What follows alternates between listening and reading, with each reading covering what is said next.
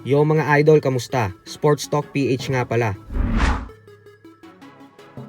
Ang laban ni Pacquiao at hamon kay Inoue. Pag-usapan natin yan mga idol. Ngunit bago ang lahat ay huwag kakalimutang mag-subscribe at i-click ang notification bell button for more sports talk. So matapos nga pong sumabog ng balita kahapon na nasa ilalim na ng seryosong negosasyon ang ating pambansang kamauman ni Pacquiao para sa isang bigating world title fight kontra sa current WBC interim welterweight champion Mario Barrios, kung saan pinaplanong gawin ang bakbakan ng dalawa sa buwan ng September upang paglabanan ang bakanting WBC welterweight world title belt, ay sakto naman nga pong kinumpirma ni Pacman kagabi lamang na kasado na ang kanyang exhibition fight sa bansang Japan sa July 28. Opisyal po itong inanunsyo ni Pacquiao sa mismong Rizin event kahapon, kung saan makakatapat niya ang Rizin featherweight champion and MMA fighter na si Chichiro Suzuki. Dumalo na din po mismo sa event na ito ang kanyang makakasagupa, kaya naman sinamantala na ng mga organizers ang pagkakataon na ito upang magkaroon ng isang face-off ang dalawa. Sa kanilang paghaharap ay makikita natin na mas matangkad at mas malaki ang pambato ng Hapon kaysa sa 8th Division World Champion. Bukod dyan ay kapansin-pansin din na seryoso talaga ito kahit pa-exhibition lang ang kanilang laban. Gawa ng hindi ito umingiti kay Pacquiao.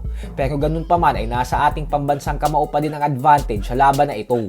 Gawa ng sa boxing gaganapin ang kanilang sagupaan at hindi sa MMA.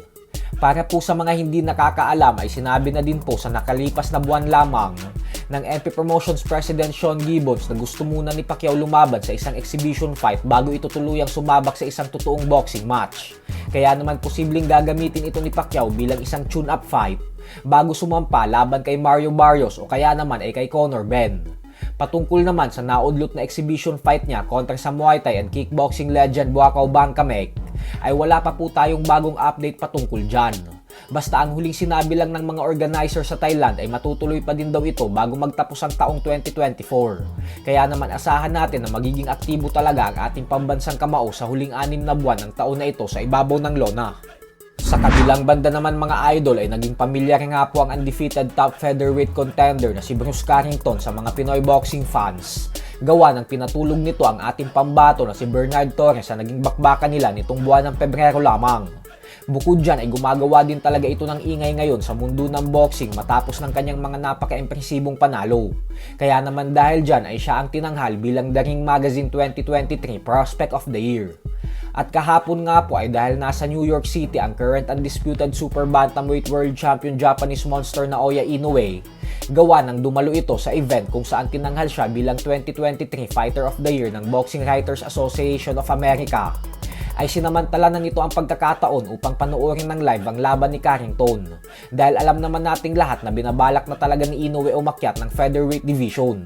Kaya sinukat na nito ang mga posible niyang makasagupa sa oras na tumungtong siya sa dibisyon na ito. Agad namang nagpakitang gilas si Carrington sa harapan ni Inoue, kung saan tinalo niya via 8-round technical knockout ang matibay na knockout artist na si Brian De Gracia. At pagkatapos nga po ng laban, ay humarap ito kay Inoue upang magbigay ng respeto sa binansagang halimaw ng Japan.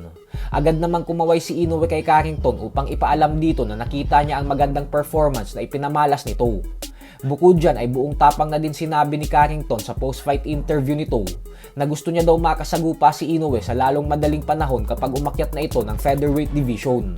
Subalit wala nga po tayong nakuhang sagot kay Inoue gawa ng habang sinasabi ito ni Carrington ay sakto namang umalis na ng venue si Inoue. Pero ganun pa man ay madaming fans naman ang kumbinsido na masyado pang maaga para kay Carrington na hamunin si Inoue dahil hindi pa umano ito handa sa kalidad ng fighter na katulad kay Inoue.